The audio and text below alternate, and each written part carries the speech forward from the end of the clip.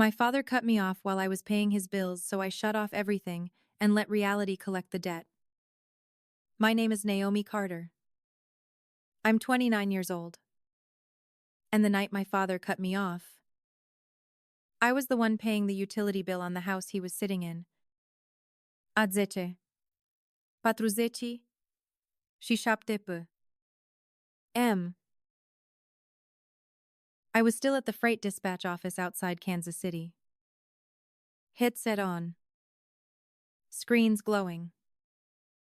Rerouting delayed trailers and approving automatic payments from my phone during a break. Then the family group chat lit up. My father sent one message. Don't contact us. Don't come around.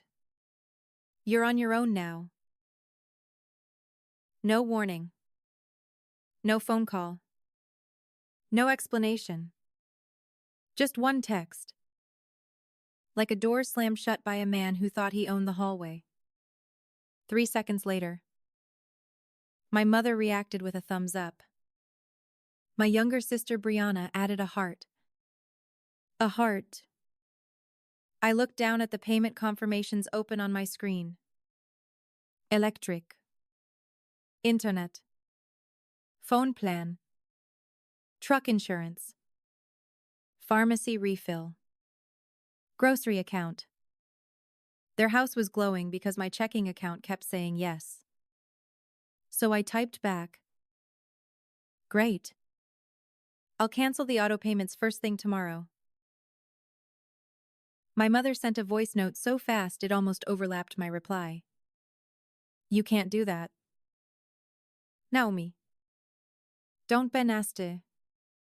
Your father is upset. My sister wrote. Stop being dramatic. Then my father answered. Try it.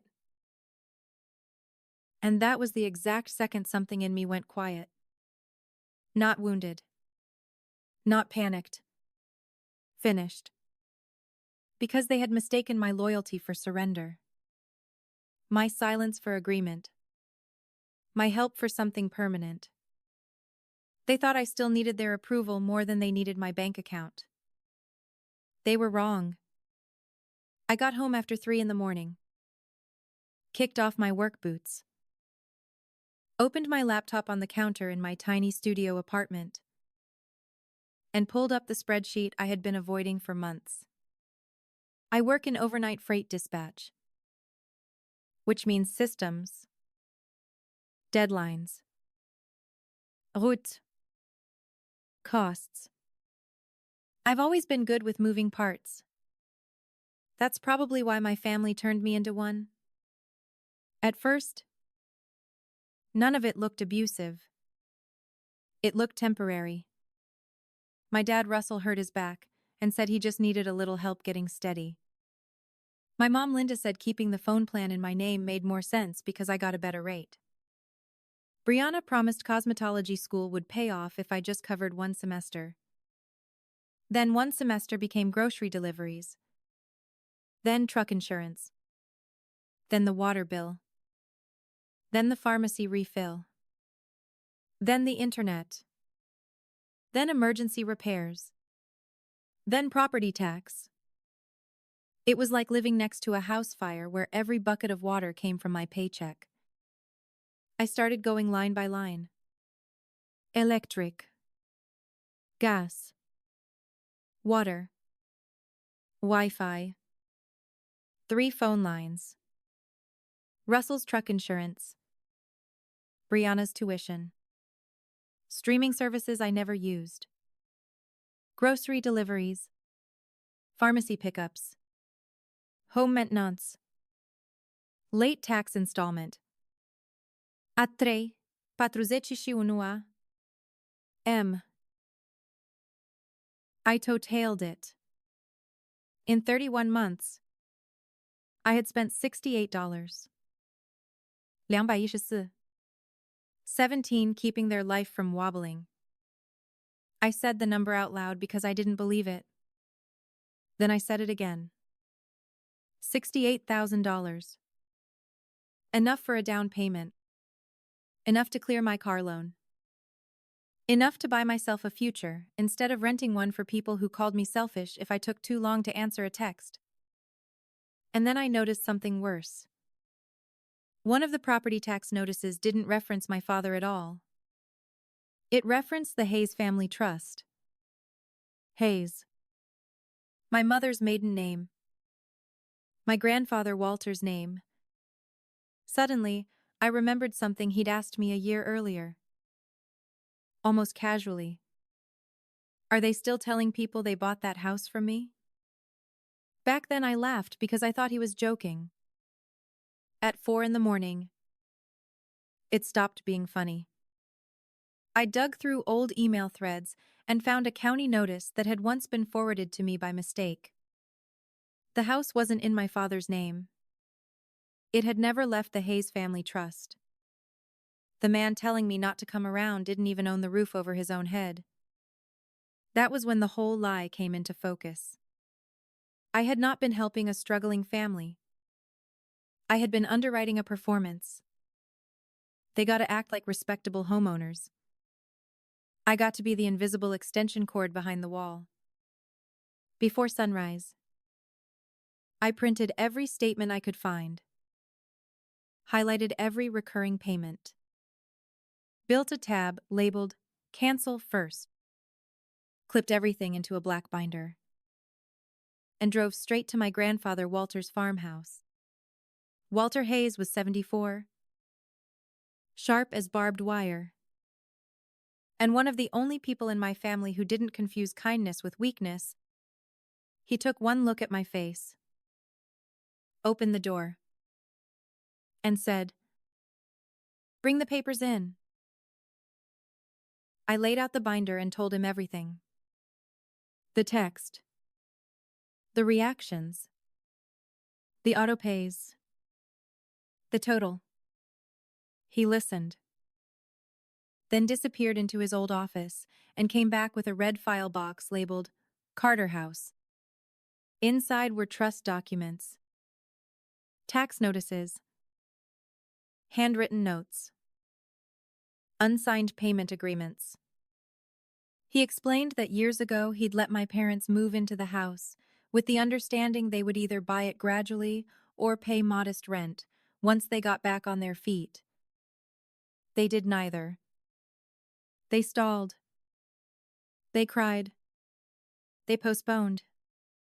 And every time the pressure built, I unknowingly stepped in and cushioned it with my own money. Walter looked at my spreadsheet, tapped the total with one finger, and said, "You've been underwriting his pride." That hit harder than the text. Because it was true. Every bill I paid to avoid conflict protected the exact lie that was hurting me. Then Walter gave me the best advice anyone in my family had ever given me. Don't go over there and beg to be understood. People who profit from your silence will always call your truth cruel. If you're done, be done clearly. Facts, not feelings. Dates, amounts, deadlines, consequences. So that's what I did. I didn't drive to their house. I didn't write a long emotional message for them to twist into proof that I was unstable. I parked outside the dispatch center before my next shift, set my phone against the steering wheel, opened my spreadsheet, and recorded a 5-minute video in my reflective work vest with wet hair and no makeup. I said, "Since Dad says I'm on my own now, this is what that means." Then I screen shared the ledger and read each payment like a route report. Electric average, $286 a month. Gas, 93美元. Water and trash, 121美元. Phone plan, 3 lines, 247美元. Truck insurance, 188美元. Brianna's tuition auto debit. 375美元. Pharmacy refills. Grocery delivery. Streaming bundles.